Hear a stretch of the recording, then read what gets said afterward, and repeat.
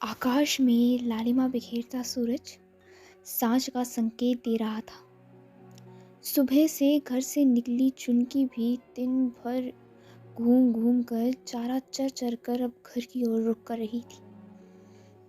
चुनकी अपनी मालकिन छाया के साथ रोजाना की तरह घर जा रही थी।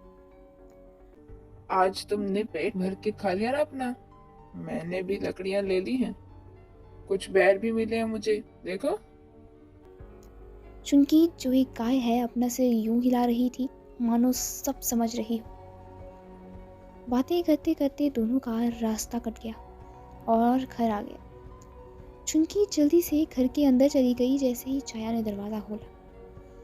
एक कमरे का 2 मंजिला पत्थर मिट्टी का ये घर काफ़ी पुराना सा था। नीचे चुनकी रहती थी और ऊपर सीढ़ियाँ चढ़कर जो कमरा था वही छाया का रसोई कमरा घर सब कुछ था। इस इलाके में ऐसा घर होना आम बात है। ठंड के दिनों में पशु और इंसान गर्म भी रहते हैं और जंगली जानवरों से भी बच जाते हैं। छाया ने मक्की की 2 रोटी बनाई और नमक के 2 टुकड़े पीसने लगी। ये नमक पहाड़ों का नमक है, सेंधा नमक। नमक पीस कर उसने रोटी के ऊपर उसे छिड़का।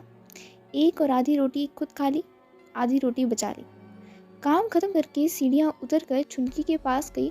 उसके गले को प्रेम से सहलाते हुए छाया ने आधी रोटी उसे दे दी। ऐसा लगभग हर रोज होता था सिवाय उसके अगर घर में खाने को कुछ ना हो।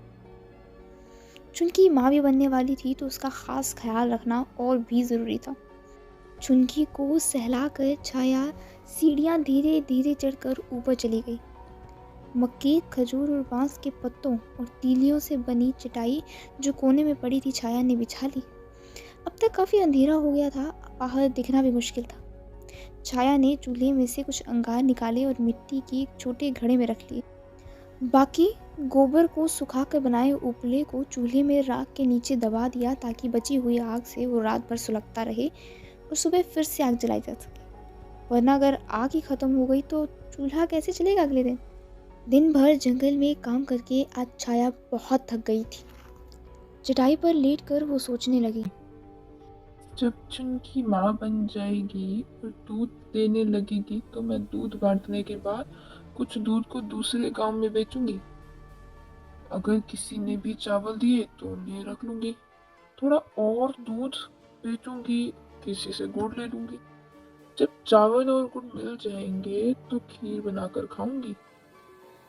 खीर खाने का सपना छाया के लिए बहुत बड़ा था। बचपन में सिर्फ एक बार, जी हाँ सिर्फ एक बार उसने खीर खाई थी। उसका स्वाद आज भी उसे याद था। धीरे धीरे छाया गहरी नींद में सो गई।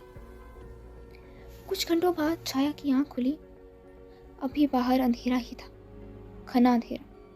छाया उठी और 2 मटके पकड़कर उसने सीढ़ियाँ उतरने लगी। अंधेरा ज्यादा था, अंदाजे में ही वो चल रही थी। घर के बाहर निकली और बावड़ी की तरफ चल पड़ी। बावड़ी पर पहुंच उसने 2 मटके भरे। अभी वहां कोई नहीं आया था। दिन भर की दिनचर्या क्या होगी सोचते सोचते वो घर पहुंच गई। आंगन में रखे 2 घड़े उसने भर लिए। अब वापस बावड़ी से पानी लेने चली गई। धीरे धीरे उजाला होने लगा था। बावड़ी पर चहलकदमी पड़ गई थी। आस पास के गांव के सब लोग बावड़ी से पानी भरते थे। इस बार छाया का नंबर देर से आया। तब तक वो बाकी औरतों की बातें सुन रही थी। मटके भर कर जब वो लौटी तब तक काफ़ी उजाला हो गया था। जब उसने दरवाज़ा खोला तो देखा कि गाय चुनकी के पास एक छोटी चुनकी उठने की कोशिश कर रही है। चुनकी उसे जीभ से चाट चाट कर स्नेह कर रही थी।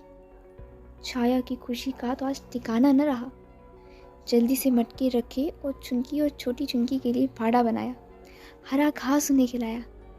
कुछ दिनों तक अब छाया अकेले ही जंगल जाती, घास लाती, लकड़ियाँ लाती, चुनकी और छोटी चुनकी की सेवा करती और लाड लड़ाती और रात को खीर का सपना देखती।